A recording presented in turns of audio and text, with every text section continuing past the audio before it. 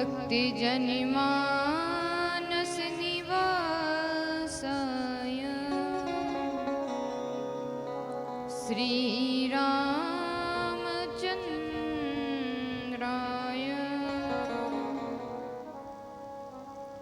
नारायणं नमस्कृत्यं नरं चैव नरोत्तमं देवीं सरस्वती व्यासं ततो जयमुदीरयेत्। सीतानाथ समारम्भं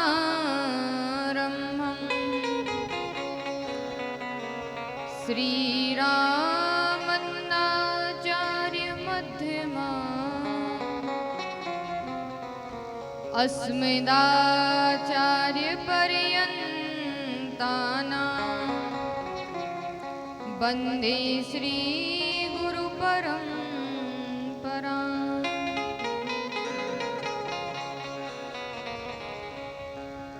सर्वमंगल्य मांगल्ये शिवे सर्वाधिसाधिके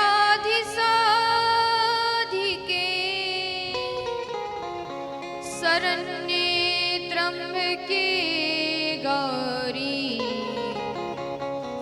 नारायणी नमोस्तुते।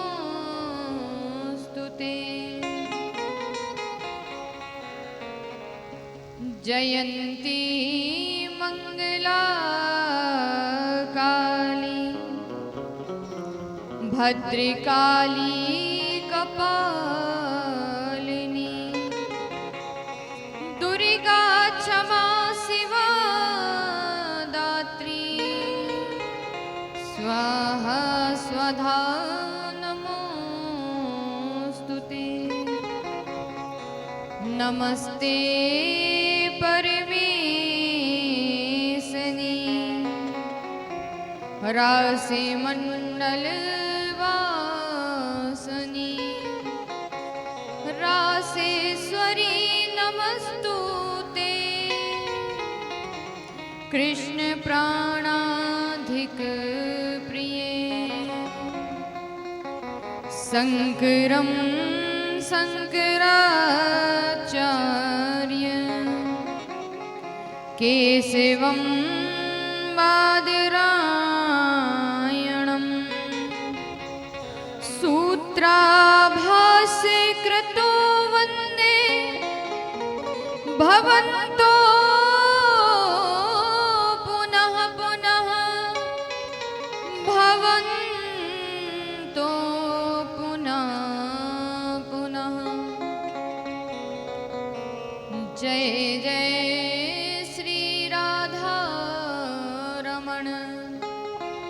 जय जय नवल किशोर जय गोपी चित चोर प्रभु जय जय माखन चोर।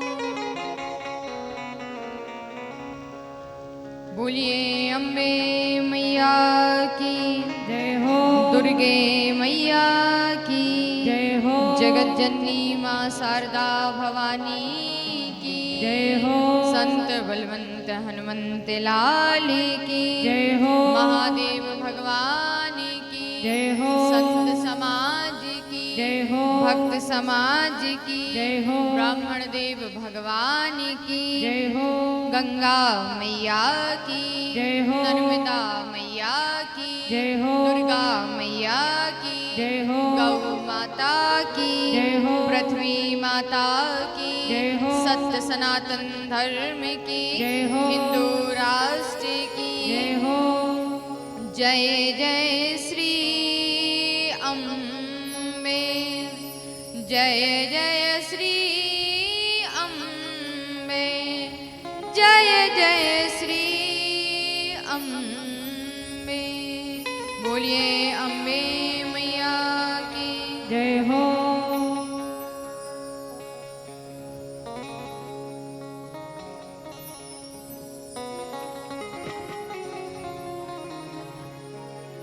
आइए प्रतिदिन की भांति पुनः भगवती के चरणों में ध्यान करते हुए बड़े भाव से सभी लोग भगवती के नाम का स्मरण करते हुए इस कथा में प्रवेश करेंगे। आइए सभी गाएंगे।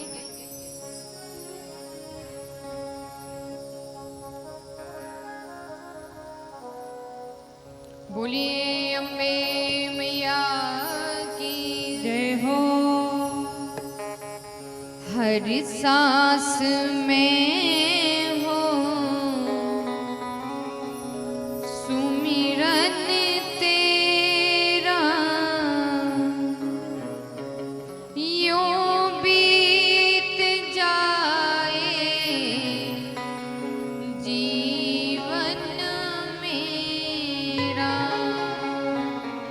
हर श्वास में हो सुमिरन तेरा, यूं बीत जाए जीवन मेरा। बड़े भाव के साथ सभी गाएंगे क्या? हे भगवती, जब तक ये श्वास चले, जब तक इस शरीर में प्राण रहे, तब तक तेरी भक्ति हमें मिलती रहे, तेरी कथाएं हमें मिलती रहे, तेरा स्मरण हमें होता रहे।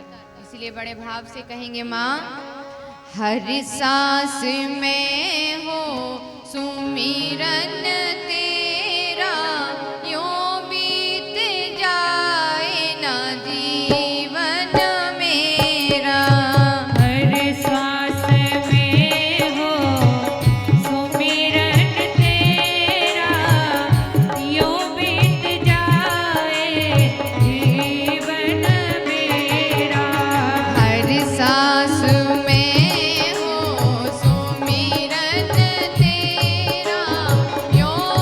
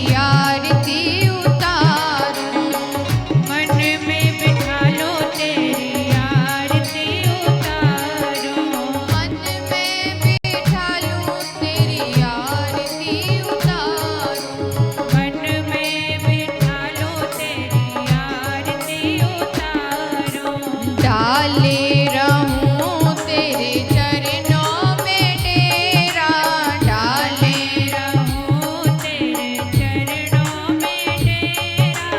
यूं बीत जाए जीवन मेरा, हर सांस में हो सुमिरन तेरा, यूं बीत जाए जीवन मेरा।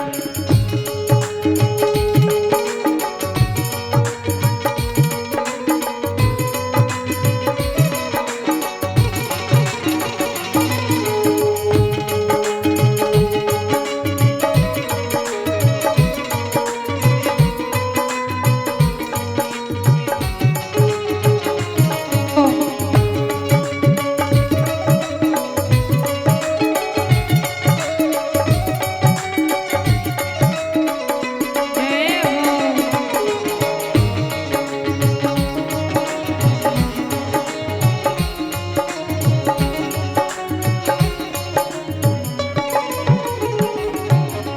जो भी तेरा प्यारा हो वो मेरे दिल का प्यारा हो, जो भी तेरा प्यारा हो वो मेरे दिल का प्यारा हो। जो भी तेरा प्यारा हो वो मेरे दिल का प्यारा हो, जो भी तेरा प्यारा हो वो मेरे दिल का प्यारा हो।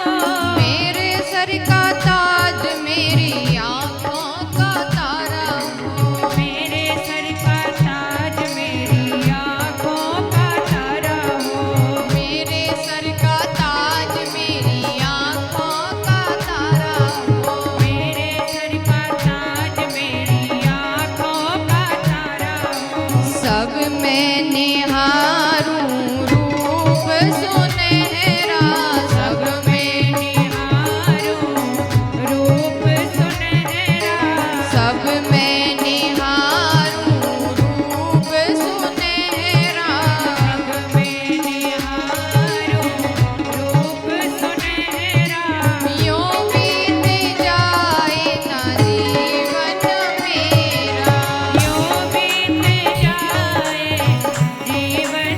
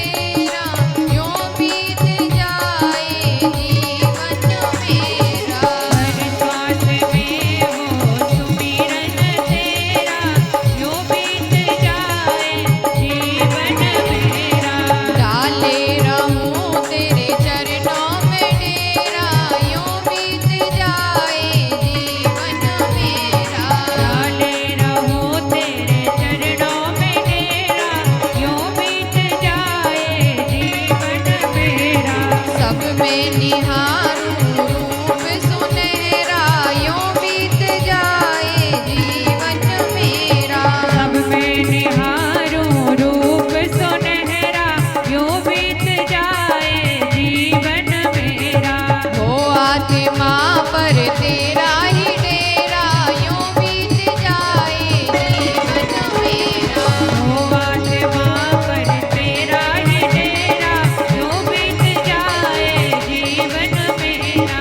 हर सांस में हो सुमिरन तेरा यूं बीत जाए जीवन मेरा।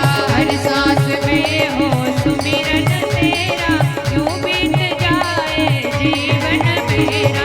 यूं बीत जाए जीवन मेरा। यूं बीत जाए जीवन मेरा। यूं बीत जाए जीवन मेरा। बोलिए अम्बे मैया की जय हो। दुर्गे मैया की जय हो। जयकारा माँ शेरा वाली का बोलिए साचे दरबार की जय हो।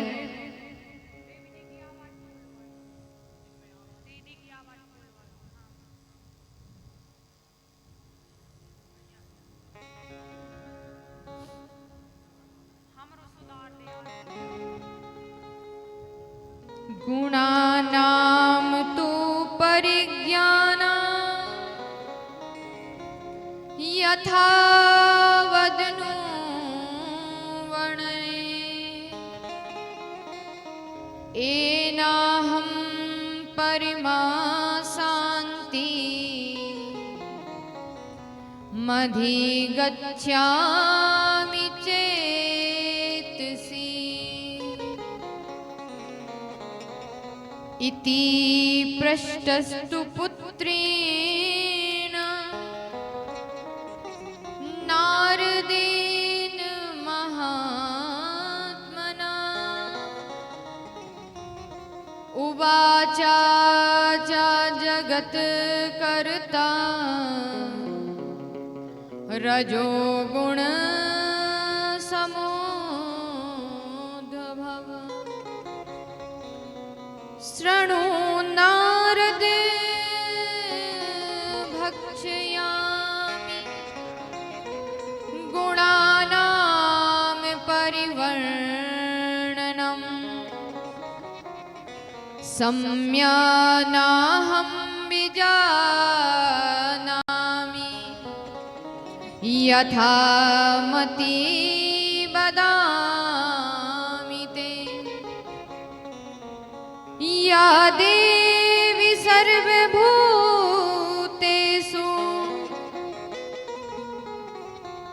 मां कालरात्रिरूपेण संस्था। नमस्तस्यै नमस्तस्यै नमस्तस्यै नमो नमः। नमस्तस्यै नमो नमः। आइए सत्य चित्त आनंद को प्रदान करने वाली जगत जननी जगदम्बा के चरणों में बारंबार प्रणाम करते हुए प्रांगण में विराजमान 108 स्वरूपों में मां भगवती के सुंदर सुंदर रूपों के चरणों में भी बारंबार प्रणाम। यज्ञ मंडप में समस्त देवी देवता जो पधारे हुए हैं उनके चरणों में भी बारंबार साष्टांग प्रणाम है। कथा में आए हुए समस्त श्रोतागण भक्तिमती माताएं, देवी स्वरूपा बालिकाएं, कृष्ण स्वरूप बालक, युवा जन, वृद्ध जन, संत जन, भक्त जन, विप्र जन, सभी के हृदय में विराजमान मां भगवती को बारंबार प्रणाम। मंच पर विराजमान ब्राह्मण श्रेष्ठ हमारे कथा के मुख्य यजमान जन्मेजय के रूप में बैठे हुए हैं। साथ ही एक और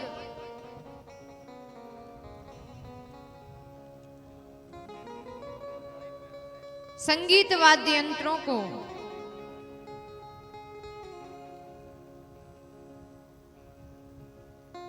प्रदर्शन दर्शन करने वाले हमारे बाल कलाकार, इनके हृदय में बैठी हुई माँ सरस्वती को बारंबार प्रणाम है।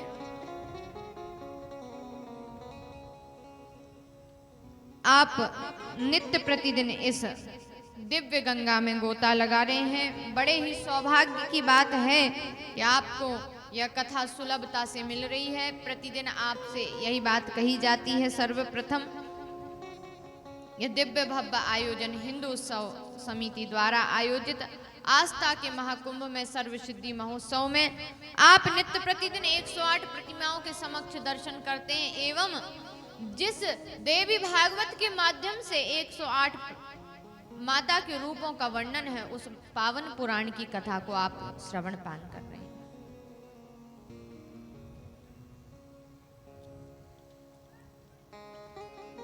यह पावन कथा सूत जी महाराज 88,000 ऋषियों को श्रवण पान करा रहे हैं।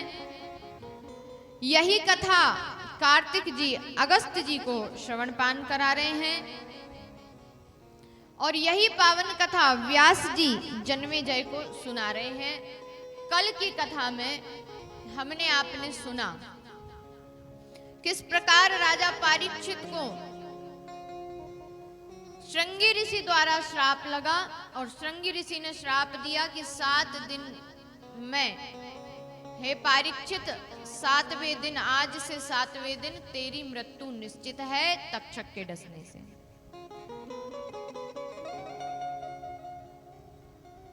जब परीक्षित को पता चला तो परीक्षित ने 7 मंजिल वाला एक महल बनवाया, आखिरी मंजिल पर छुप गया।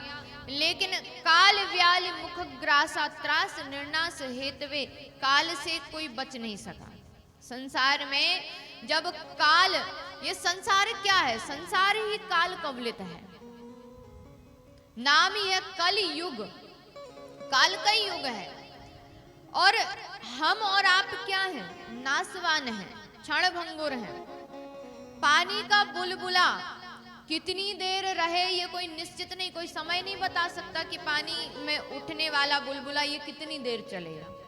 उसी प्रकार हमारा जीवन, आप चाहे किसी के भी पास चले जाओ, हमारा जीवन कितना चलेगा, हमारे जीवन में हमारी श्वास कितनी है, हमारे कब तक प्राण हमारी देह में रुके रहेंगे, ये कोई नहीं बता सकता। जगत में कोई व्यक्ति नहीं बता सकता। तो जिस प्रकार पानी का बुलबुला क्षण भर में नष्ट हो जाता है, उसी प्रकार हमारा जीवन भी कब नष्ट हो जाए, खत्म हो जाए, ये निश्चित नहीं। क्षण भंगुर है ये जीवन।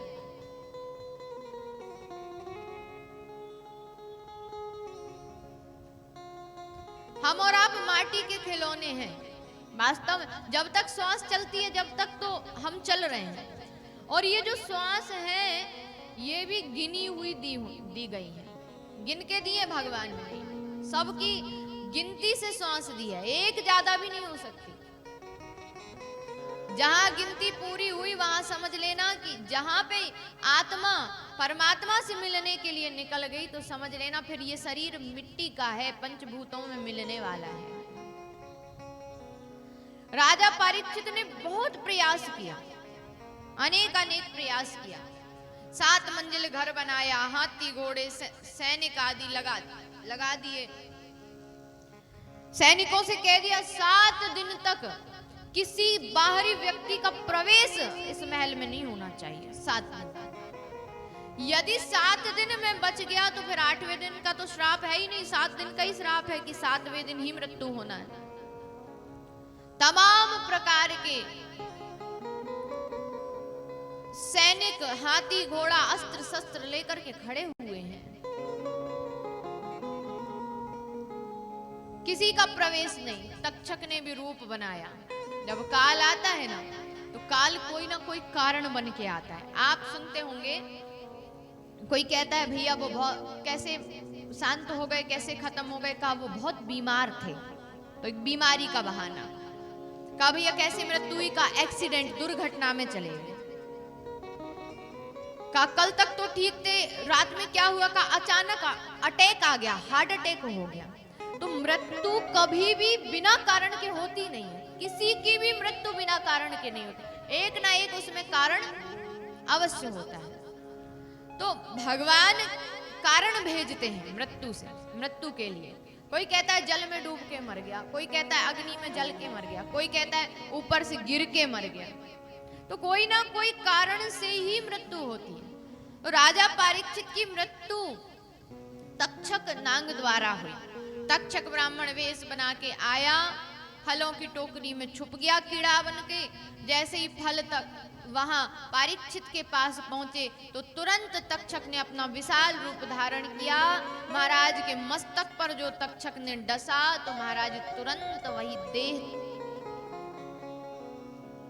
विषैली हो गई, पूरा शरीर नीला पड़ गया। हाहाकार मच गई, सारे सैनिक दौड़े, देखा यहाँ तक्षक चला गया। जन्मेजय ने यज्ञ किया, यज्ञों में सर्पों की आहुति दी, अनेक सर्प मारे गए। तक्षक जाकर के तक्षक के लिए आवाहन किया तो तक्षक जाके इंद्र के सिंहासन में लपट गया। इंद्र सहित स्वाहा होने के लिए सिंहासन डोलती हुई उस यज्ञशाला में पहुंची, और जब डोलती हुई सिंहासन यज्ञशाला में पहुंची तो यहाँ सारे देवताओं ने मिलके भगवती की स्तुति की। और जब भगवती की स्तुति की सारे देवताओं ने मिलके कि हे माँ, आप तो परम शक्तिशाली हो, बुद्धि स्वरूपा हो, आप जाकर कुछ ऐसा करो कि आस्तिक जी की बुद्धि में जोर पड़े और उनके अंदर स्वतः ही विद्या का आवाहन हो जाए और वह जाकर के नागों की रक्षा करे।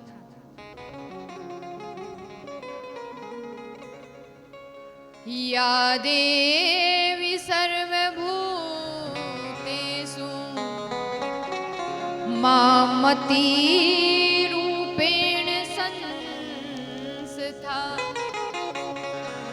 नमस्तस्यै नमस्तस्यै नमस्तस्यै नमो नमः, नमस्तस्यै नमो नमः।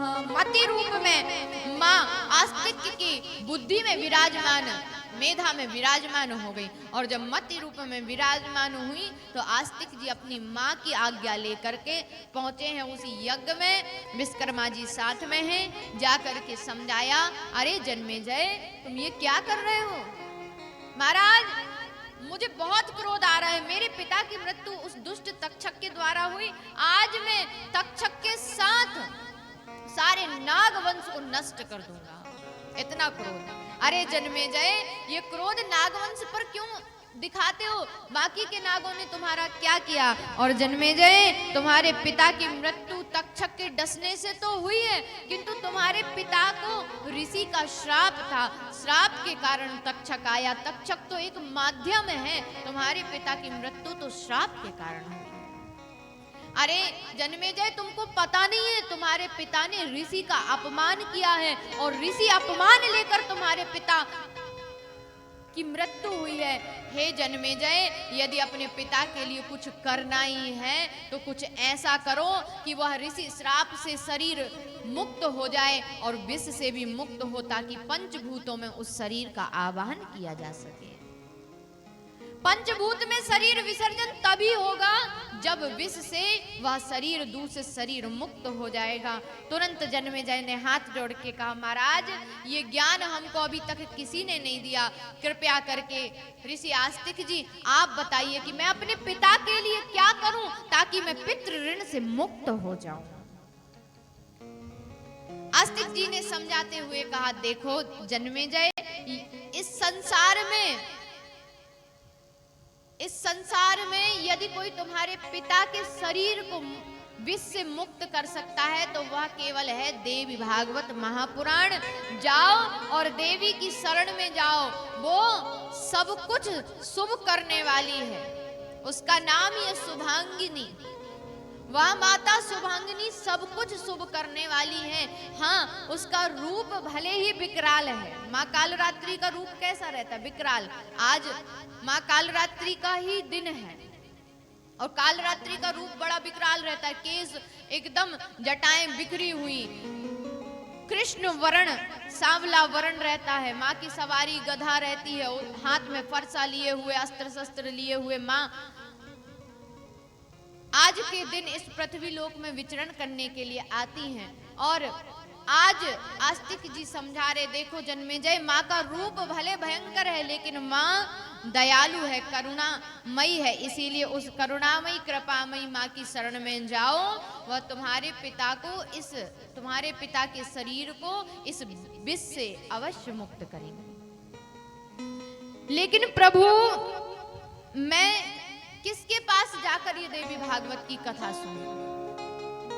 कहे जन्मेजय, हे राजन, तुम व्यास जी के पास जाओ, क्योंकि व्यास जी जो हैं वो साक्षात नारायण के अंश से उनका जन्म हुआ है। तुम व्यास जी के पास जाओ, बहुत ही बड़े ज्ञाता हैं, बहुत ही ज्ञानी विद्वान हैं। उनके पास जाकर के इस देवी भागवत महापुराण की कथा को सुनो।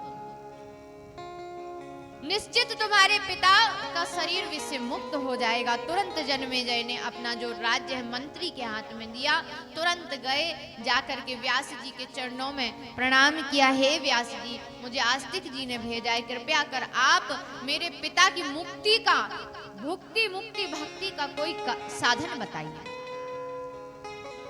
व्यास जी ने देवी भागवत महापुराण सुनाना प्रारंभ किया।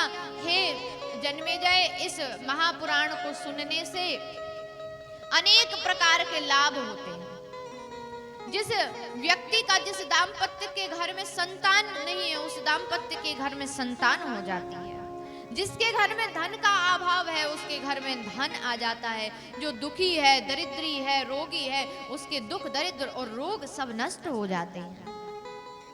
जिसका मन चंचल है, भक्ति में नहीं लगता, पढ़ाई में, विद्या अध्ययन करने में नहीं लगता, उसका मन लगने लगता है, कार्य में संलग्न हो जाता है। जिसकी बुद्धि बिगड़ जाती है, वह, उसकी बुद्धि भी भगवती सुधार देती है, क्योंकि वह तो मति स्वरूपा है। जिसको अभिमान आ जाता है, यदि वो माता की शरण ग्रहण कर लेता है तो उसका अभिमान मुक्त हो जाता है। ब्रह्मा, विष्णु, महेश आदि देवताओं का अभिमान मुक्त किया माता ने, फिर तो हम साधारण मनुष्य हैं। कथा सुनाई, अभिमान कैसे मुक्त किया, कल आप सुन चुके हैं इस कथा को। माता ने ब्रह्मा, विष्णु, महेश तीनों त्रिदेवों का अभिमान नष्ट किया। आगे कथा में नवाह मंत्र की महिमा बताई गई है। माता का नवाह मंत्र है एम ह्रीम क्लीम कालरात्रि नमः। जिस दिन, जिस माता का दिन हो, उन माता का नाम जोड़ के यह मंत्र गाया जाता है, जपा जाता है। तो इस मंत्र की महिमा बताई है। क्या महिमा बताई? कहा यह मंत्र पूरा जपने की भी आवश्यकता नहीं। अरे पूर्व काल में किसी ने इस मंत्र का एक शब्द भी जप लिया, उस व्यक्ति को भी मन चाहा वर प्राप्त हो गया, मन चाहा वरदान मिल गया। तो कहा महाराज कुछ ऐसी कथा बताइए कि इस मंत्र को जपने से किसी का कल्याण हुआ हो। तो बताते हैं कि हे महाराज जन्मेजय, इस मंत्र का पहला अक्षर है एम। अब एम अक्षर की महिमा को सुनो। एक देवाव्रत नाम के ब्राह्मण थे, इनकी पत्नी का नाम था रोहिणी। एक बार देवाव्रत नाम के ब्राह्मण ने विचार किया कि मेरा पुत्र नहीं है, तो पुत्र के लिए मुझे पुत्रेष्टि यज्ञ कराना चाहिए। यज्ञ होगा तो घर में संतान होगी। तो पुत्रेष्टि यज्ञ कराने के लिए महर्षि गोभिल को बुलाया। महर्षि गोभिल भी विद्वान थे। यज्ञ प्रारंभ हो गया।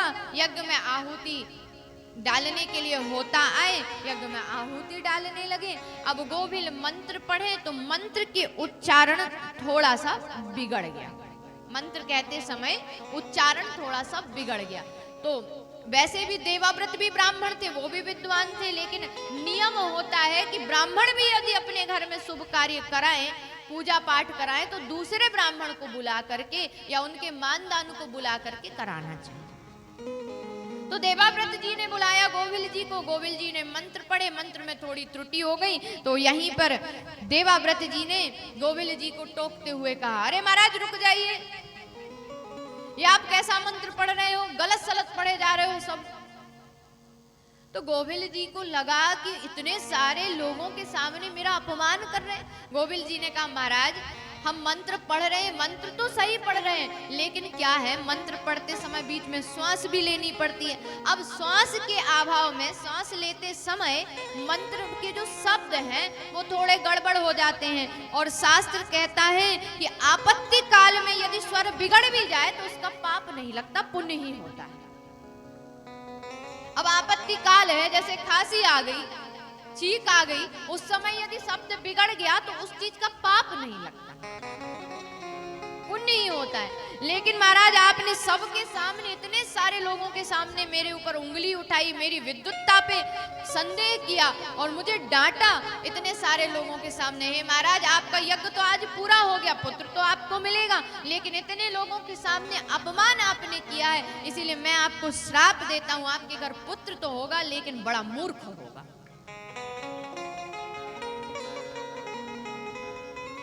समय बीता और समय बीतने के बाद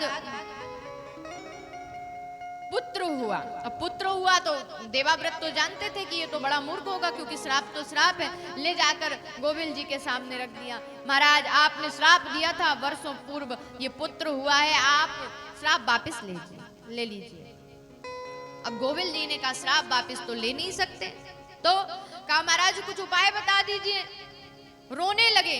जब देवाव्रत रोने लगे तो गोभिल देखा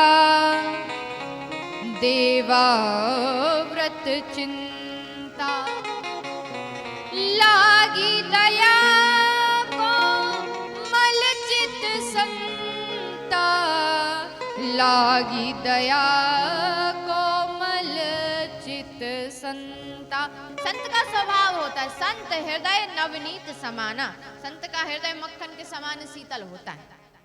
तो महाराज दया आ गई गोविल जी को। गोविल जी ने कहा चलो ठीक है, श्राप तो वापस नहीं लिया जा सकता, लेकिन हम आपको एक आशीर्वाद देते हैं। आपका ये जो पुत्र है वो यदि भगवती की साधना कर ले तो उससे इसकी बुद्धि सुधर जाएगी। अब वो बड़ा मूर्ख, उसको भगवती की साधना करने कहे कौन। बहुत समय बीता, पिता माता सब परेशान हो गए।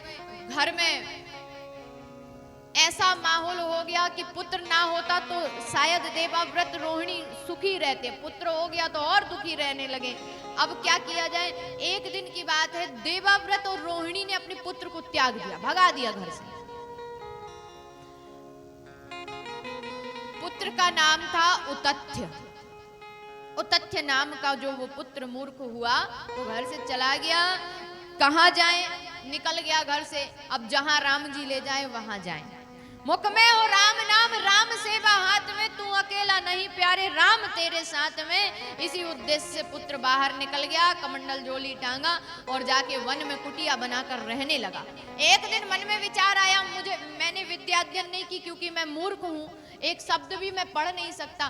ठीक है, कोई बात नहीं, मुझ में एक भी गुण नहीं, सब दुर्गुण है, लेकिन मैं आज से प्रतिज्ञा लेता हूं। ये उतथ्य आज से प्रतिज्ञा लेता है कि आज के बाद कभी असत्य नहीं बोलेगा, हमेशा जीवन भर सत्य का पालन करेगा। उतथ्य ने ऐसी कठिन प्रतीक्षा ली कि प्रतिज्ञा ली कि हमेशा सत्य ही बोलेगा और सत्य का पालन करेगा।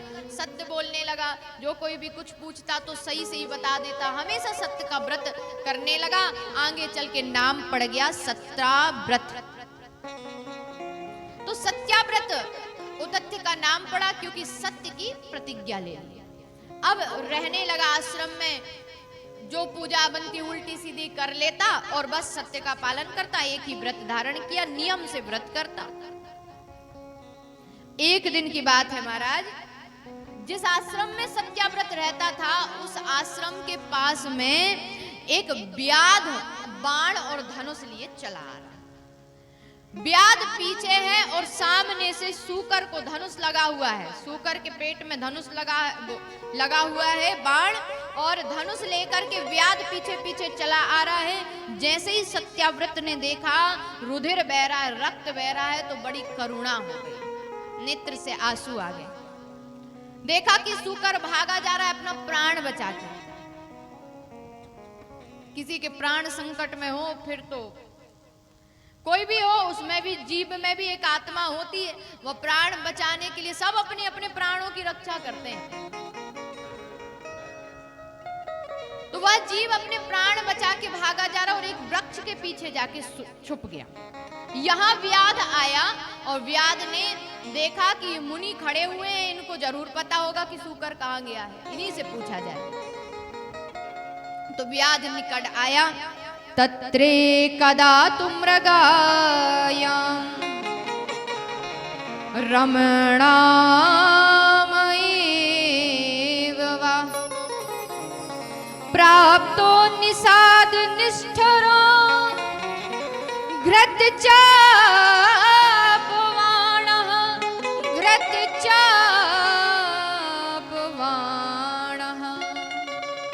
बाण हाथ में लिए, धनुष लिए, पूछा महाराज वो कहाँ गया?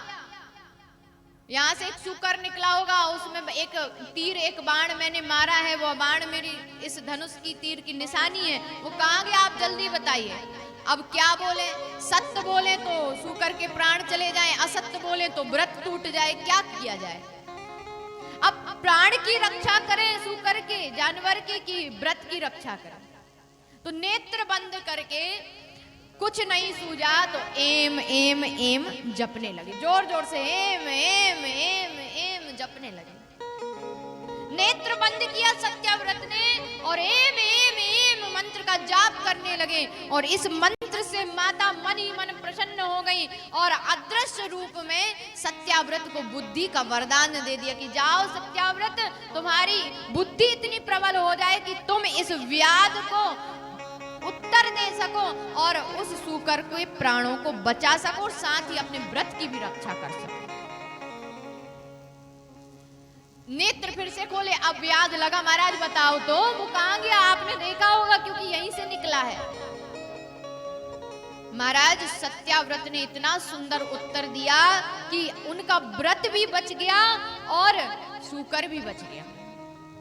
सत्याव्रत कहने लगे, हे व्याध, या पश्यन्ति न व्रतो या पश्यन्ति न साव्रते या व्रते स न पश्यन्ति। क्या कह रहे सत्याव्रत? सत्याव्रत कह रहे, हे व्याध, जिन आंखों ने उस सुअर को देखा वो आंखें बोल नहीं सकती।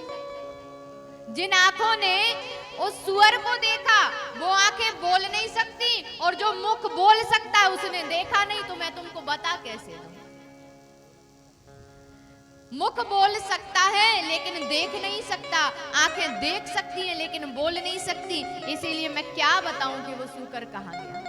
व्याध ने ऐसी जब विद्वत्ता की बातें सुनी, विद्वान की बातें सुनी, सत्याव्रत की बुद्धिजीवी बातें सुनी, तो व्याध ने कहा इनके चक्कर में पड़ने से अच्छा तो मैं सूकर को ढूंढ लूं। तो वहां से चला गया, सूकर के प्राण बच गए। वह देवी बुद्धि स्वरूपा है। आज सत्याव्रत को मन ही मन ये समझ में आ गया कि एक नाम, एक मंत्र के एक शब्द को जपने से मेरे अंदर इतनी बुद्धि प्रबल हो गई कि जो सत्याव्रत किसी से बात करना नहीं जानता था, आज उसने व्याध को संस्कृत भाषा में उत्तर दे दिया। तुरंत अपनी कुटिया में गया, स्नान किया सत्याव्रत ने, और सत्याव्रत ने स्नान करके देवी की उपासना करना प्रारंभ कर दिया। या देवी सर्वभूतेषु, हजारों वर्ष तक उपासना की। या देवी सर्वभूतेषु मां विद्यारूपेण संस्थिता, नमस्तस्यै नमस्तस्यै नमस्तस्यै नमो नमः। विद्यावादिनी, वीणावादिनी मां सरस्वती की आज तपस्या की। मां प्रसन्न होकर भगवती ने देखा कि सत्याव्रत कैसे भी पूजा पाठ पहले करता था, जैसी बनता था करता था। व्यक्ति से कुछ ना बने तो भगवान का नाम ही जप लेना चाहिए। बैठे बैठे जप लो, माला का जाप करते नहीं बन रहा है तो बैठे बैठे जप लो। यदि बैठे रहना भी सुलभ नहीं है तो चलते फिरते जप लो। व्यक्ति से कुछ भी ना बने तो हर दिन में कम से कम 3 बार तो प्रभु का स्मरण अवश्य करना चाहिए। उठकर प्रातः काल भोजन करते समय और रात्रि में सोते समय। दिन में बहुत व्यस्त हो तो 3 बार तुम समय निकाल करके भगवान का नाम अवश्य जपना ही चाहिए। और ऐसा नहीं कि बुढ़ापे में जपना चाहिए, बचपन से ही जपना चाहिए। बुढ़ापे की रास्ता तो बिल्कुल मत देखो, कली काल में तो बिल्कुल नहीं, क्योंकि कली काल ऐसा काल है कि हो सकता है बुढ़ापा ही ना आए। जरूरी है कि बुढ़ापा आए, इसीलिए बचपन से ही भक्ति द्रविड़ होनी चाहिए। जितना आपसे बने नाम जपना चाहिए। नाम जाप का बहुत महत्व है। आज एक मंत्र के एक शब्द जाप से, शब्द बोलने मात्र से सत्याव्रत को आज विद्या मिल गई। और विद्या धनम, सबसे बड़ा धन है विद्या का धन। विद्या का दान सबसे बड़ा दान है। विद्या का जो, जिसके पास जो बुद्धिजीवी है वो संसार में हर प्रकार से रह सकता है। उसे घर से भी निकाल दिया तो भी बुद्धिजीवी कहीं ना कहीं जाकर के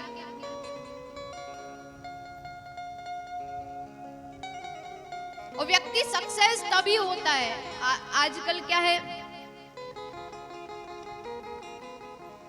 पूछते हैं लोग। अभी एक स्कूल में विजिट हुआ था, हमने पहले पढ़ा है उस स्कूल में, तो बुलाया लोगों ने, हमारे जो गुरुजी हैं, हमारे जो पढ़ाने वाले हैं शिक्षक, उन्होंने बुलाया कि बच्चों को बताइए कि सक्सेस कैसे हुआ जाता है। क्योंकि आपने तो बड़ी छोटी उम्र से ही भागवत करना, प्रवचन देना, इतने लोगों के सामने बोलना सीख लिया, तो आप बताइए कि बच्चे जल्दी से क्या आजकल क्या डिप्रेशन में चले जाते हैं बच्चे। तो बच्चों के लिए कुछ ऐसा बताइए कि वो सक्सेस हो जाएं। कैसे सक्सेस हो, क्योंकि आजकल मार्ग बहुत अलग अलग हैं और हर मार्ग पे आपको सफलता मिल जाए ये भी संभव नहीं है। बच्चे 2-2 साल 10-10 साल कोटा में रह के पढ़ते, इंदौर में रह के, जबलपुर में रह के पढ़ते हैं, बड़े बड़े शहर भोपाल आदि जाते हैं, लेकिन जरूरी नहीं कि वो वहां से सक्सेस होके आ जाए। सिलेक्शन की रास्ता देखते देखते हजारों वर्ष बीत जाते हैं तो भी नहीं होता है, कई वर्ष बीत जाते हैं। तो महाराज सक्सेस व्यक्ति तब होगा जब वो निरंतर प्रयास करता रहेगा।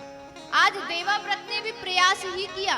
घर से जब निकला तो क्या विचार किया, अब जब भगवती जहां ले जाए वहां चले।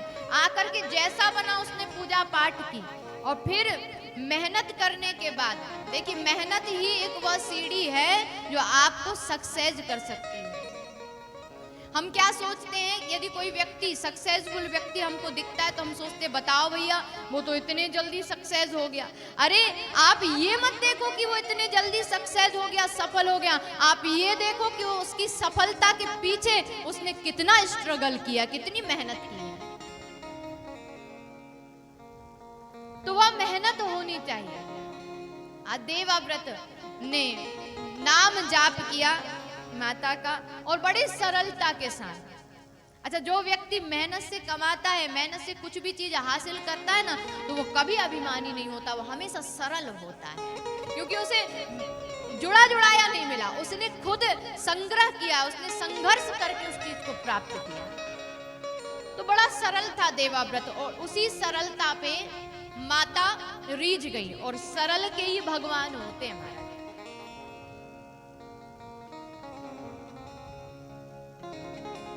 भगवान कहते हैं निर्मल मन जन सो मोहि पावा, मोहि कपट छल छिद्र न भावा।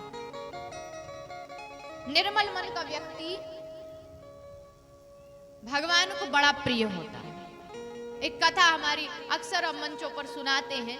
एक भक्त हुआ, एक परिवार में एक बालक का जन्म हुआ, धीरे धीरे बड़ा हो गया, 20 वर्ष की वय हो गई।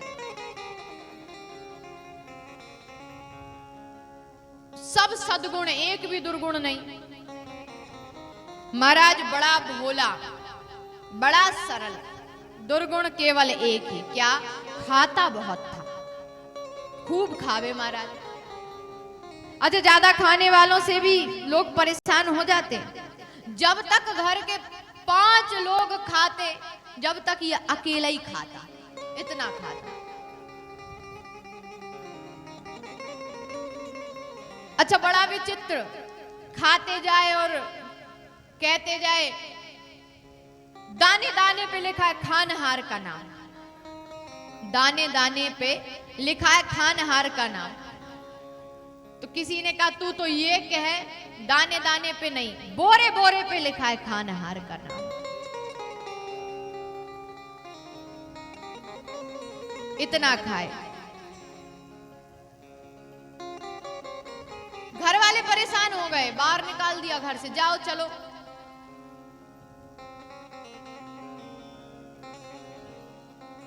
अच्छा, एक और विचित्रता, अब कोई सोचे कि इसको परोसो तो खूब खाए, तो व्यक्ति पानी पी ले तो उसकी भूख भी मिट जाए, कम खाए। कोई कहे कि बीच में पानी तो पी, खाने बैठे तो कोई कहे बीच में पानी तो पी, तो क्या बोला, बीच तो आए। अब जो इतना खाए, जब घर वालों ने निकाला तो चल दिया महाराज। अब थोड़ी दूर गया, विचार किया कि अब घर वालों की नाराजगी कम हो गई होगी, वापस चला जाए। तो वापस आया तो घर वाले देख के कहने लगे तू क्यों आ गया, किसने बुलाया? तो क्या बोला, शायद मुझे निकाल कर पछता रहे हो आप, शायद मुझे निकाल कर पछता रहे हो आप, महफिल में आ गया हूं इस ख्याल से। तो घर वालों ने कहा कोई नहीं पछता रहा, तू तो जा, भगा दिया। अब कहां जाएं?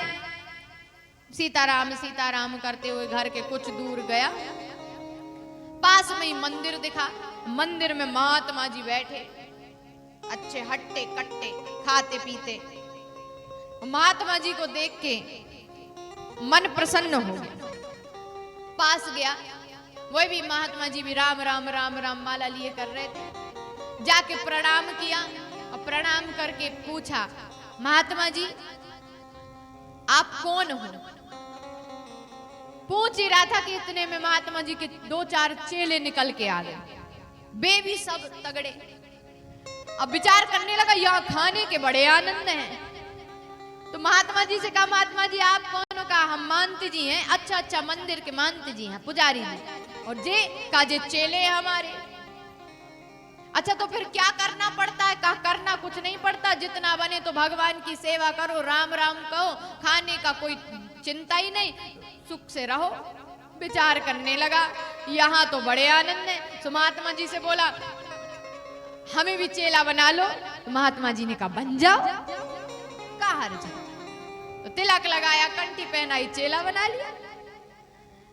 अब मंदिर में रहे, जो मन आए तो सेवा करे, नहीं तो खूब खावे। एक दिन महात्मा जी से बोला एक बात कहें गुरुजी? कहा कहो। कहा आपके इस मंदिर में कितनी पंगत होती? कहा 5। तो कहा हम 5 में खाएं, कोई हर्ज तो नहीं? हम 5 में खाएं, कोई हर्ज तो नहीं? तो गुरुजी बोले हर्ज तो कुछ नहीं, लेकिन तुम इतना खाते हो, इतने मुंह के। कहा सब आप ही की कृपा है गुरुदेव। महात्मा जी ने कहा खाओ। भोला था, सीधा साधा रहने लगा, खूब मस्ती से रहे, खूब खावे और बढ़िया, घर से भी अच्छा मंदिर में रहे। एक दिन की बात है महाराज, न चूल्हा जले न कुछ,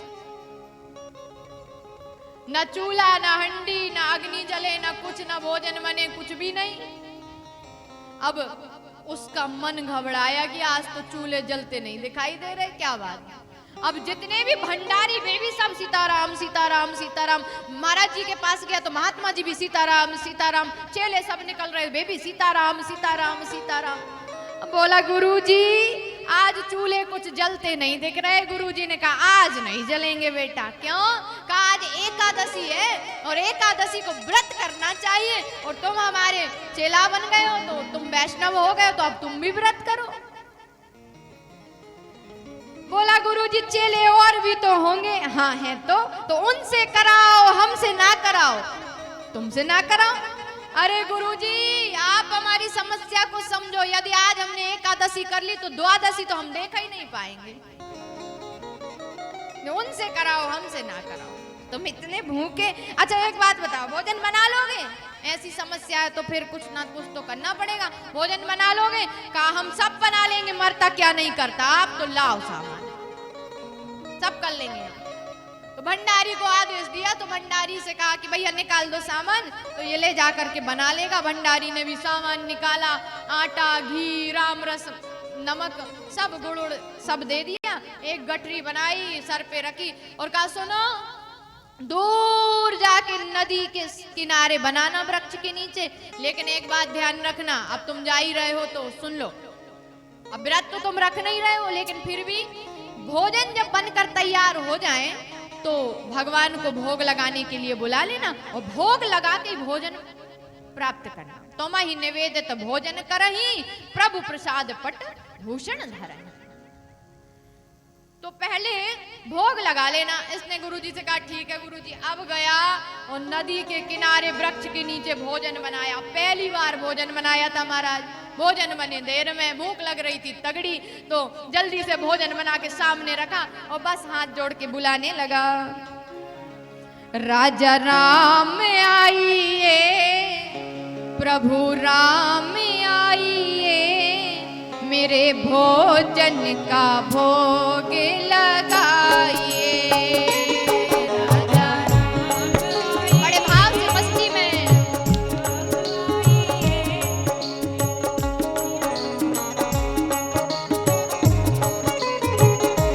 राजा राम आइए, प्रभु राम आइए, मेरे भोजन का भोग लगाइए हो।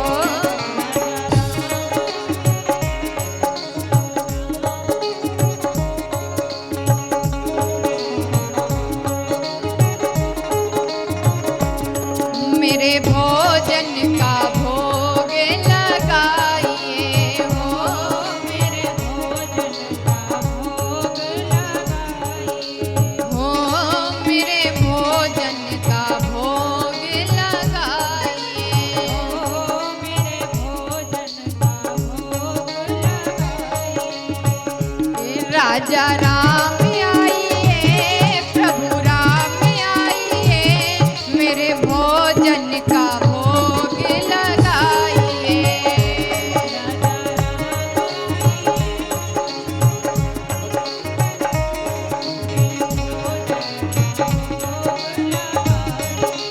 हो मेरे भोजन का भोग लगाइए। तो महाराज खूब बुलाया लेकिन भगवान नहीं आए। वैसे ही भोग लगा रहे हैं जैसे मंदिर में रोज लगाया करते थे। अब जब भगवान नहीं आए तो इसे लगा कि जब भगवान नहीं आएंगे तो फिर मैं भूखा रह जाऊंगा, क्या करूं, आते हैं नहीं है। गुरुजी ने कहा था भोग लगा के खाना, बुला के देख लिया लेकिन आ नहीं रहे। सो बोला प्रभु सुनो, आचमनी अर्घाना आरती यहाँ यही मेहमानी, आचमनी अर्घाना आरती यहाँ यही मेहमानी। देखो यहाँ पर आचमनी अर्घ आरती कुछ नहीं है और जो कुछ है सो बस यही है। रोटियों की तरफ देख के बोला आचमनी अर्घाना आरती यहाँ यही मेहमानी, आचमनी अर्घाना आरती यहाँ यही मेहमानी। अरे रूखी रोटी पाओ प्रेम से, रूखी रोटी खाओ प्रेम से, पियो नदी का पानी, हाँ हाँ पियो नदी का पानी। राजा राम आइए, प्रभु राम आइए, मेरे भोजन का भोग लगाइए। मेरे भोजन हो मेरे भोजन का भोग लगाइए, मेरे भोजन का भोग लगाइए। अभी भी नहीं आए राम जी। अब मन में विचार करने लगा, लगता है आज तो भूखे ही रहना पड़ेगा। तो रोटियों को देखकर याद आ गया, हाँ यहाँ क्यों आओगे, वहां मंदिर में रोज रोज पहुंच जाती हो क्योंकि मंदिर में तो ठाठ है तुम्हारी, माखन मिश्री लड्डू पेड़ा का भोग लगता है। ये रूखी रोटी नदी का पानी पीने क्यों आओगे महाराज, वहां मंदिर में आते हो आप अच्छा अच्छा खाने के लिए। लेकिन प्रभु मंदिर के धोखे में मत रहना, क्योंकि मंदिर से प्राण बचा के तो हम ही आए, मंदिर के धोखे में मत रहना। तो क्या कहने लगा, भूल करोगे यदि तज दोगे भोजन रूखे सूखे, भूल करोगे यदि तज दोगे, अरे भूल करोगे यदि तज दोगे भोजन रूखे सूखे,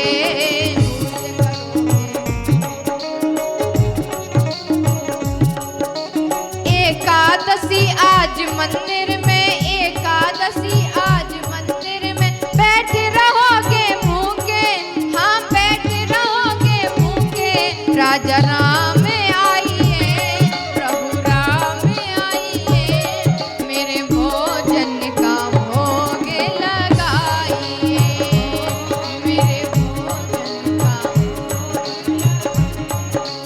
ओ मेरे भोजन का भोग लगाइए।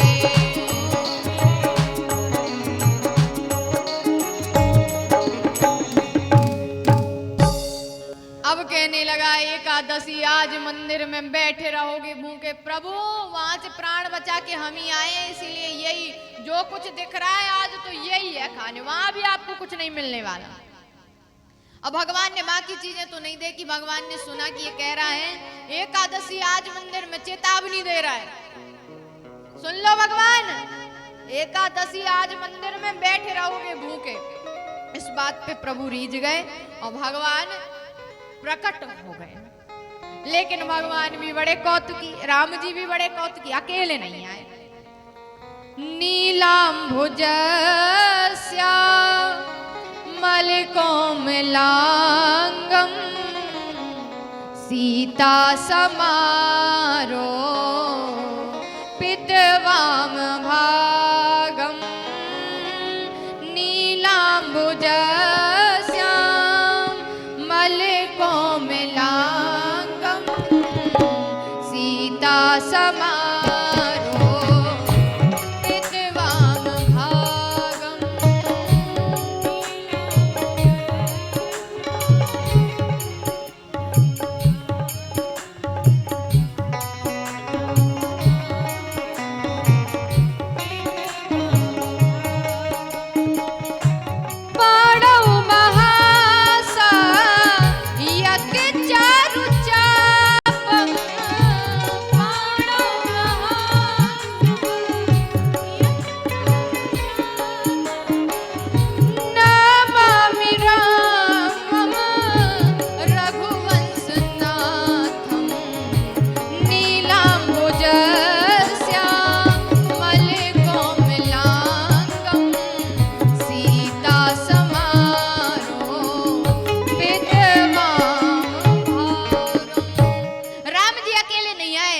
राम वाम दिशि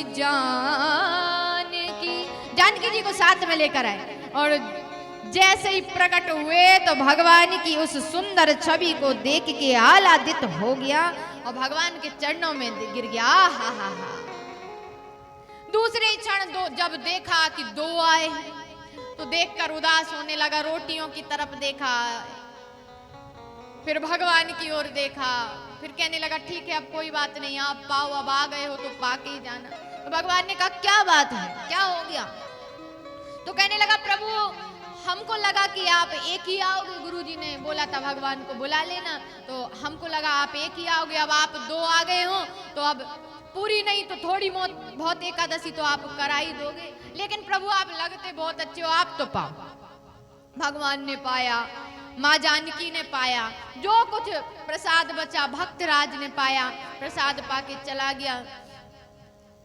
जाते जाते कह के गया भगवान से, प्रभु अगली एकादशी को जल्दी आ जाना, भूख लगती है, आप प्रतीक्षा कराते हो, देर हो जाती है। भगवान ने कहा चिंता मत करो, हम तैयारी बैठे रहेंगे। अब फिर एकादशी आई, गुरुजी ने कहा क्यों भैया जाओगे? कहा जाना ही पड़ेगा, यहाँ कुछ व्यवस्था है नहीं, जाना ही पड़ेगा। कहा भंडारी से कहा आदेश दिया, जाओ जाओ बांध दो सामान, सब सामान बांधो। तो कहने लगा गुरुजी एक निवेदन करें? कहा करो। कहा पिछली बार से दुगना बांधना। दुगना क्यों? कहा आपने कही थी एक भगवान आते वहां दो आ जाते, अब हम दो को पवाने में ज्यादा भोजन लगते हैं। गुरुजी ने सोचा भगवान का तो बहाना है, भूखा रहता होगा, डबल बांध दिया। अब बांधी गठरी और सर पे रख के फिर चला, पहुंच गया। भोजन बनाए, जैसे ही तैयार हुए भोजन बुलाने लगा। जानता था कि अब जानकी जी साथ में आती, दोनों को बुला रहा। राजा राम आइए, प्रभु राम आइए, सीता राम आइए, मेरे भोजन का भोग लगाइए।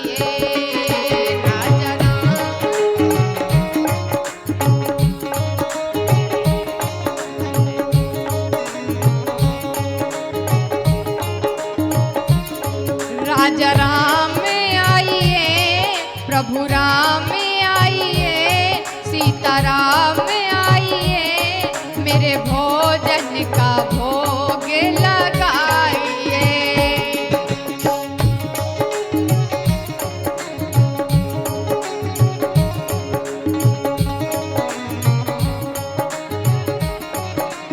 हो मेरे भोजन का भोग लगाइए, हो मेरे भोजन का। बुलाया और भगवान तुरंत प्रकट हो गए, मानो प्रतीक्षा ही कर रहे थे।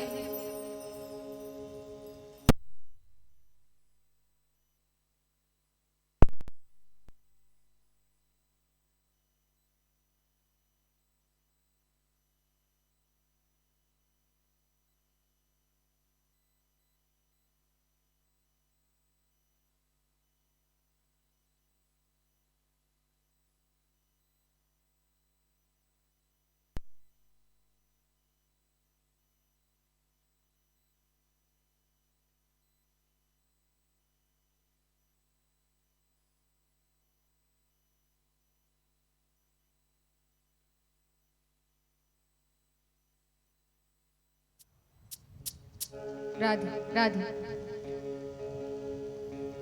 बोलिए रामचंद्र भगवान की।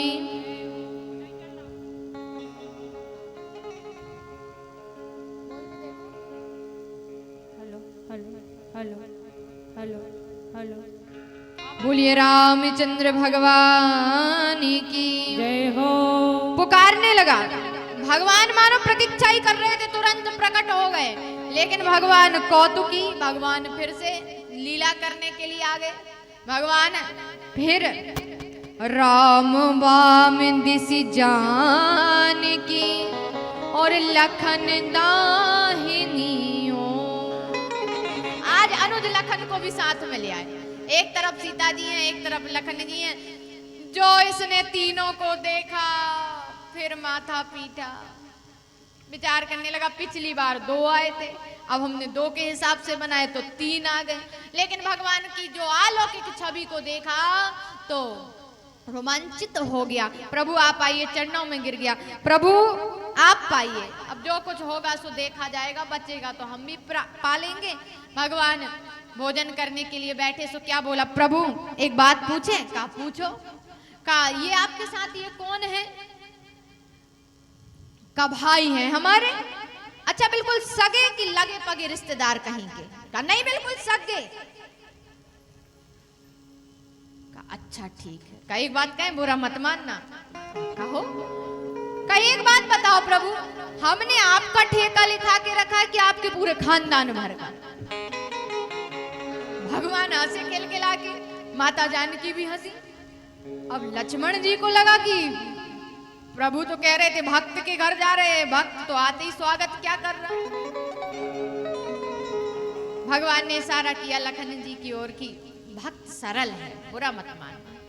अब नीचे सिर करके लक्ष्मण जी ने भोजन पा तो लिया, जाते जाते कहा वाह प्रभु गजब के भक्त क्या लेके आए। जाने लगे तो भगवान से कहने लगा सुनो प्रभु, अगली बार जल्दी आ जाना और पहले आ जाना। भोजन बन जाते, अब तो प्रैक्टिस हो गई, अब बन जाते जल्दी, आप तो जल्दी आ जाना।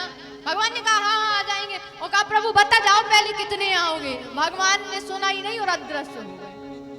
अब जो विचार में पता नहीं कितने आएंगे। चला गया।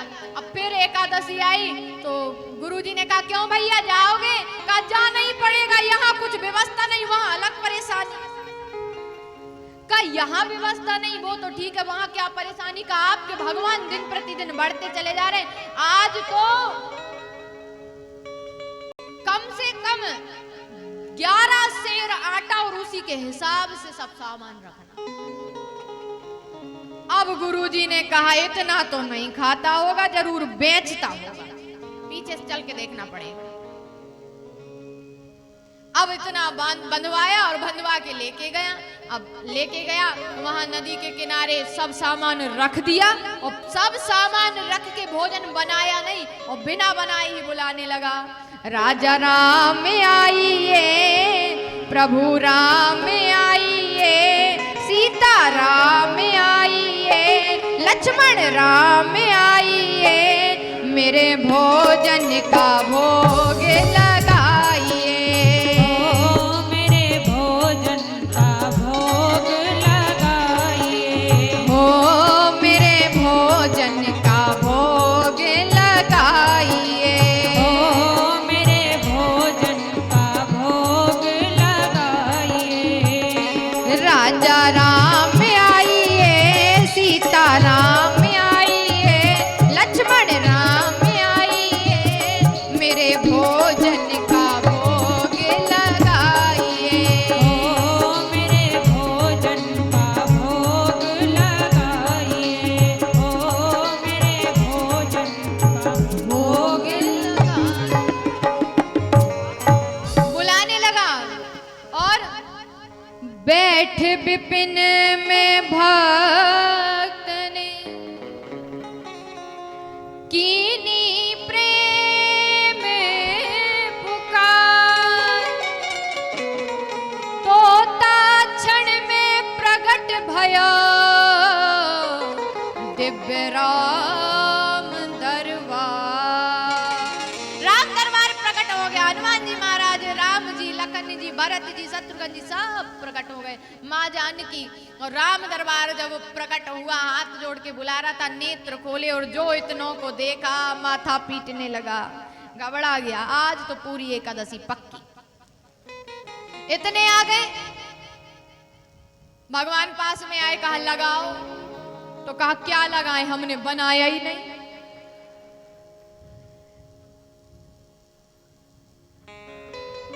कहा अब आप ही बनाओ और खाओ, बच जाए तो हमें दे देना। भगवान ने कहा तो तुमने क्यों नहीं बनाया? कहा जब हमें कुछ मिलना ही नहीं तो हम बनाए काहे को? अब आप बनाओ और खाओ। तो राम जी कहने लगे भरत जी से, भक्त नाराज है, बिना बताए आ गए इतने, और बिना बताए किसी के घर पहुंच जाओ तो सही में उसकी बुद्धि बिगड़ती है।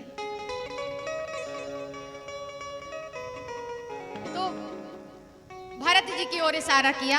भरत जी कहने लगे चिंता मत करो, हम बनाए। अब ये कह रहा है देखो प्रभु नाराज मत होना, भोजन मुँह से नहीं बनत बना। आप लोगों के भोजन नहीं बना पाता मैं। भोजन मुँह से नहीं बनत बनाए, भोजन मुँह से नहीं बनत बनाए। भोजन मुँह से नहीं बनत बनाए। भोजन मुँह से नहीं बनत बनाए। भोजन आप बनाओ अपने बहुत दिनन संग खाए, मुँह से नहीं बनत बनाए। भोजन मुँह से नहीं बनत बनाए। प्रथम दिवस भोजन के हित मैंने आसन बिछाई, उधर न मैं भर सको जब सिया संग में आई।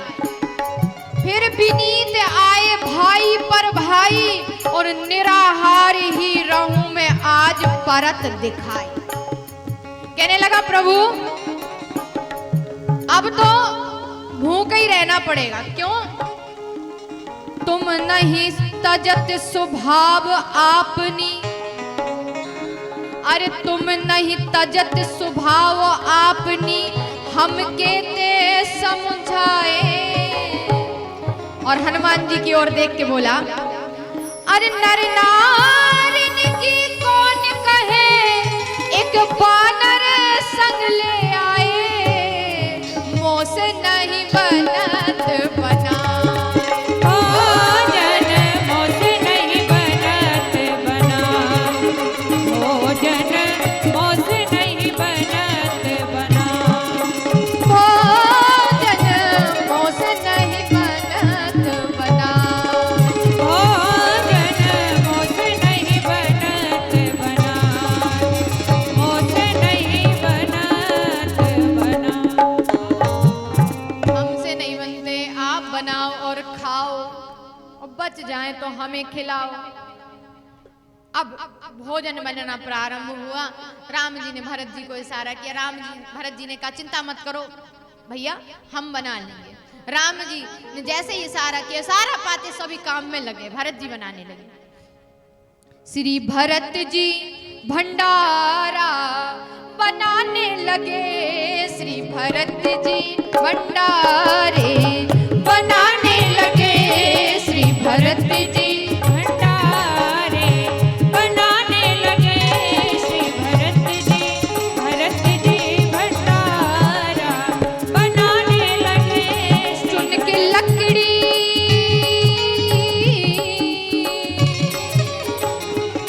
चुन के लकड़ी लखन लाल लाने लगे, चुन के लकड़ी लखन लाल लाने लगे, श्री भरत जी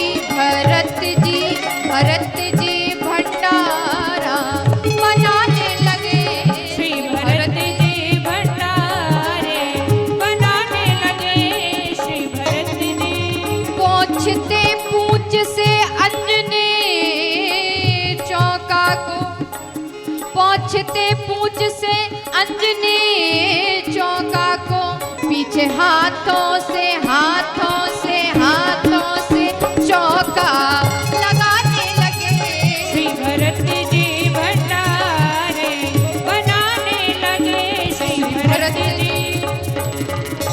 चेत चूल्हे इधर और उधर शत्रुघ्न, चेत चूल्हे इधर और उधर शत्रुघ्न, साग भाजी अमनिया कराने लगे, श्री भरत जी भंडारे बनाने लगे, श्री भरत जी भंडारे बनाने लगे, श्री भरत जी भंडारे बनाने लगे, श्री भरत जी। हनुमान जी महाराज चौका लगा रहे हैं, भरत जी भंडारे को बना रहे हैं, लखन लाल लकड़ियां चुन के ला रहे हैं, शत्रुघ्न जी सागमनिया करा रहे हैं, और जानकी मैया जिस रसोई में भोजन बनाए, फिर उसकी तो बात ही अलग है, माँ अन्नपूर्णा स्वयं भोजन बना रही है।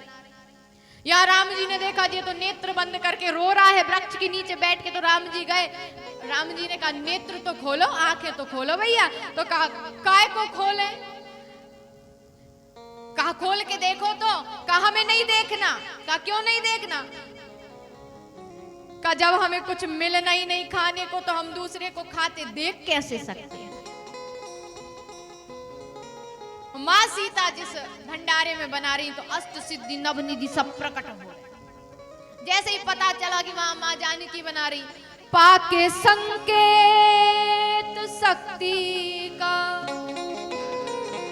हो पाके संकेत शक्ति का, अष्ट निधि और नवनिधि के आने लगे, अष्ट निधि जी भंडारे बनाने लगे, श्री भरत जी भंडारा बनाने लगे, श्री भरत जी भंडारे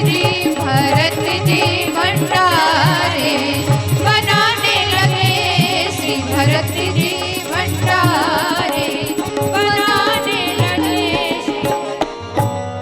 इस प्रकार भरत जी ने भंडारे बनाए और माँ भोजन बनाने लगी तो अष्ट सिद्धि नवनिधि संत मुनि सब नदी से प्रकट होने लगे। महाशंकराचार्य जी भी प्रकट हुए और बारंबार आकर के भोजन को प्राप्त कर रहे हैं। और जो फिर इसने नेत्र खोल के इतनों को देखा तो फिर तो और माथा पीट पीट के रोने लगा कि थोड़ा बहुत बचा कुछ मिलता तो अब इनकी वजह से और नहीं मिलेगा। इतने में गुरुजी आ गए। गुरुजी ने कहा क्यों भैया क्यों रो रहे हो? अरे गुरुजी आप भले आए, देखो आपने कितने भगवान हमारे पीछे लगा दिए। गुरुजी ने कहा हमको तो कोई नहीं दिखता। कहा आपको ये दिख नहीं रहे सब? कहा नहीं हमको नहीं दिखते। अब गुरुजी ने जैसे ही कहा हमको नहीं दिखते तो राम जी को पास में बुलाया, इधर आओ। राम जी आए, क्योंकि भगवान तो भक्त के अधीन है, हम भक्तम पराधीन। भगवान दौड़ के आए, क्या बात है? तो कहने लगा कि हमारे गुरुजी को कोई नहीं दिखता, हमको सब दिख रहे हैं। तो एक काम करो राम जी, हमारे गुरुजी को भी दिखो। राम जी ने कहा गुरुजी को नहीं दिख सकते। क्यों? गुरुजी तुम्हारे जितने सरल नहीं है, तुम सरल हो। तो गुरुजी ने कहा क्या कह रहे राम जी? तो कहने लगा बड़ा सरल व्यक्ति, सीधा सीधा कह दिया। राम जी कह रहे हैं कि गुरुजी को नहीं देख सकते, गुरुजी तुम्हारे जितने सरल नहीं हैं। गुरुजी सरल तो नहीं थे, तरल हो गए, नेत्रों से आंसू बहने लगे। और जब सरलता आई, तरलता आई तो भगवान राम प्रकट हो गए और गुरुजी को भी दर्शन हो गए। बोलिए रामचंद्र भगवान की जय हो। तो सरलता की परिभाषा ही ये है। सा से सीता जी, रा से राम जी, ला से लक्ष्मण जी जिनके हृदय में विराजमान, वही सरल है।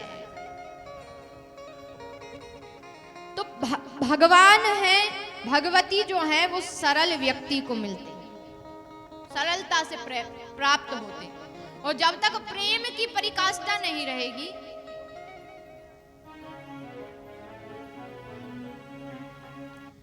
जब तक सरलता नहीं आएगी तब तक भगवान नहीं मिलेंगे। जब तक आप संसारिक मोह में भटकते रहेंगे, संसारिक प्रेम ढूंढते रहेंगे, तब तक भगवान का प्रेम नहीं मिलेगा। भगवान के प्रेम को प्राप्त करने के लिए तो संसार के प्रेम को, संसारियों को त्यागना पड़ता है, संसारी भोग सुख सब त्यागना पड़ता है, तब जाके भगवान मिलते हैं। क्योंकि रामचरितमानस कहती है राम ही केवल प्रेम प्यारा, जान ले हूँ जो जान निहारा। आइए, भक्त का भाव है बड़ा ही सुंदर। जो प्रेम गली में आया नहीं, प्रीतम का ठिकाना क्या जाने।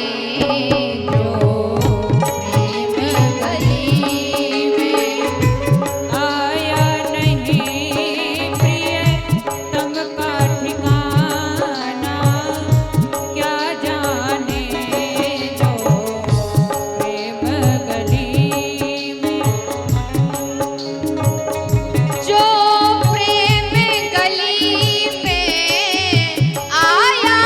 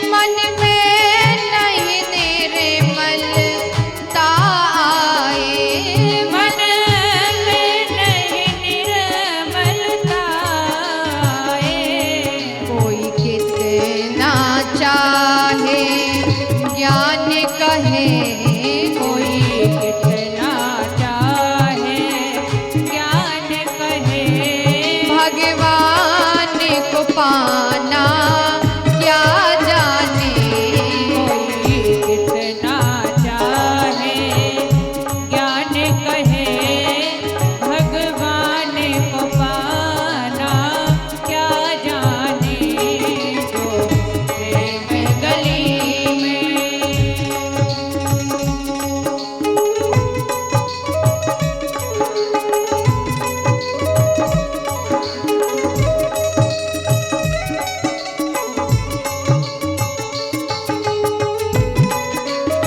जय हो।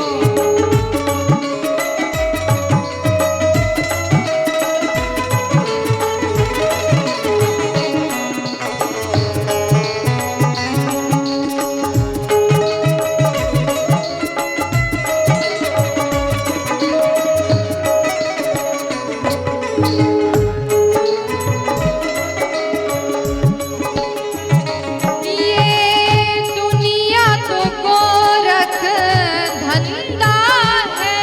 ये दुनिया गोरख धंधा है। ये दुनिया गोरख धंधा है। ये दुनिया गोरख धंधा है। सब जग माया में अंधा है। सब जग माया के अंधा है। जिस अंधे ने प्रभु को देखा नहीं, जिस अंधे ने प्रभु को देखा नहीं। वो रूप बताना क्या जाने। जिस अंधे ने प्रभु को देखा नहीं। वो रूप बताना क्या जाने। जो प्रेम गली में आया नहीं, प्रीतम का ठिकाना क्या जाने। प्रेम गली में आया नहीं।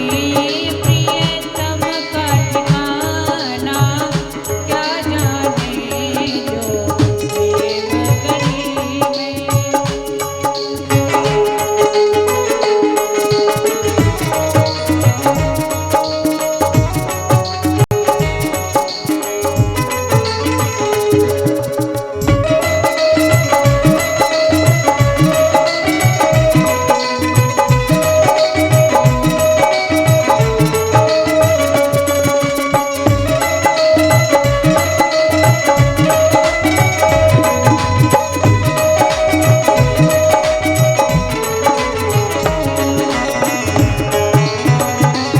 जय हो।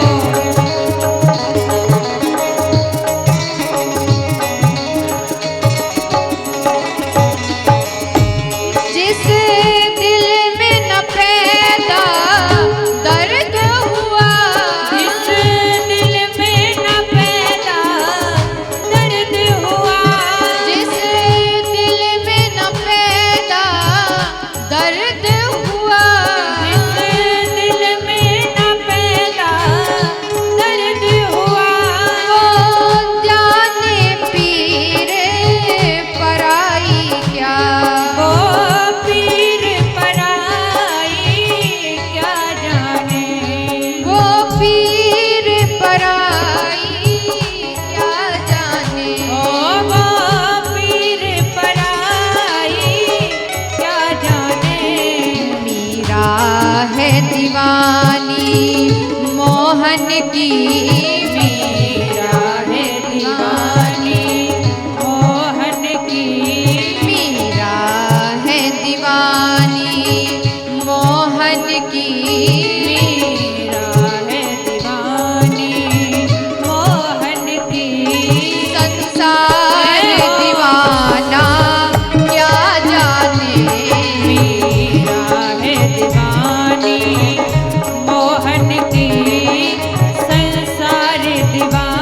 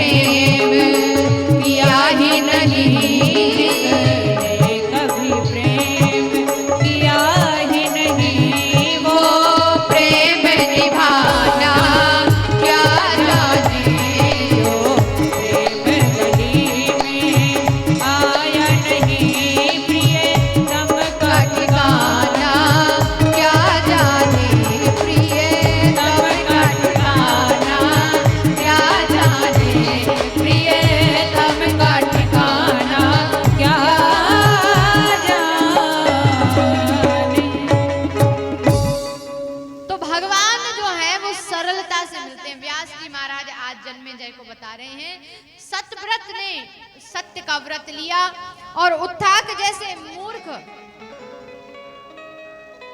पुत्र की बुद्धि भगवती के एक मंत्र जपने से, मंत्र में से भी एक शब्द जपने से बुद्धि परिवर्तित हो गई।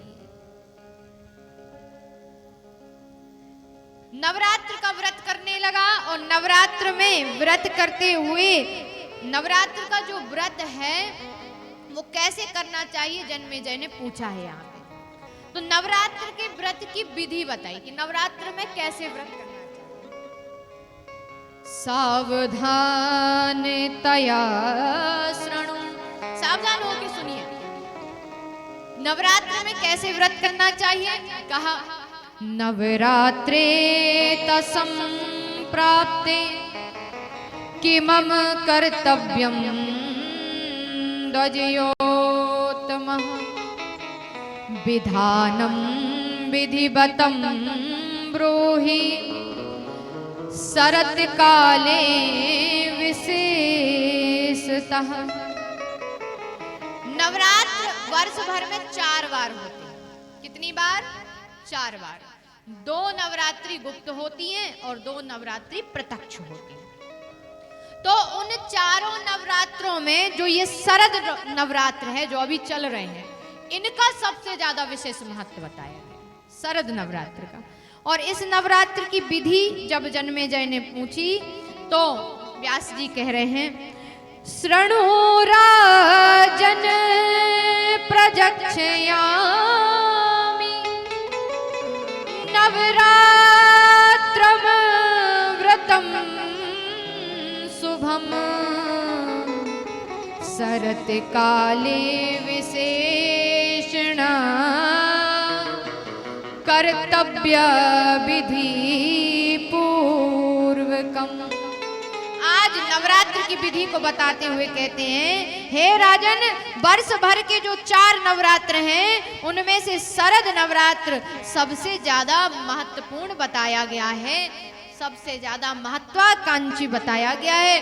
जो भी व्यक्ति इस शरद नवरात्र के नवरात्र में व्रत करता है वह व्यक्ति सर्वश्रेष्ठ गुणों से परिपूर्ण हो जाता है। सबसे पहले क्या करना चाहिए, प्रथम दिन का बताया। प्रथम दिन जिस जगह पे भगवती का निवास रहता है, जहाँ पे हमारा पूजन स्थान है, उस स्थान को गौ के गोबर से लीपना चाहिए, शुद्ध करना चाहिए, पवित्र करना चाहिए, क्योंकि गौ के गोबर में महारानी लक्ष्मी का साक्षात वास होता है। तो उस स्थान को पवित्र करना चाहिए और पवित्र करने के बाद उस प्रथम नवरात्र के प्रथम दिवस में एक पटा बिछाना चाहिए। स्नान करके शुद्ध होकर पटा बिछाएं और पटा बिछाकर पटे पर एक लाल कपड़ा बिछाएं। लाल कपड़ा बिछा करके दुर्गा की प्रतिमा को उस पटे पर स्थापित करनी चाहिए। स्थापना करने के बाद एक प्रतिमा के बगल में एक कलश जलाना चाहिए। कलश में एक दीपक हो और दीपक हमेशा लंबी बत्ती का जलाना चाहिए। देवी भागवत महापुराण में लिखा है लंबी बत्ती के, और बाती भी 2 रहनी चाहिए, उसमें 2 बाती का दीपक होना चाहिए। इस प्रकार दीपक प्रज्वलित करें। दीपक प्रज्वलित, एक तरफ दीपक प्रज्वलित और दूसरी तरफ आपको हरियाली का बोवन करना चाहिए। जो व्यक्ति उपासना करता है उसे इस प्रकार करनी चाहिए, हरियाली बोना चाहिए। हरियाली बोने के बाद जो माता की प्रतिमा है उसमें मखाने की माला का बहुत महत्व है। तो मखाने की माला बनाकर घर में माता की प्रतिमा को पहनाना चाहिए। नित्य प्रतिदिन पूजन करना चाहिए। कैसा पूजन? तो कहा चंदनाम गुरु कपूरे कुसुमेश चा सुगंधीवि मंदान कर जासो चंपके कटवीर के। चंदन लगाना चाहिए। मालती ब्रह्म का पुष्पे तथा बिल्व दले शुभे मंदार करें जसो कहा चंपके करवील गे। सबसे पहले दीपक प्रज्वलित करना चाहिए। प्रतिदिन एक अलग दीपक बनाएं और जो अखंड ज्योत जलाना चाहिए।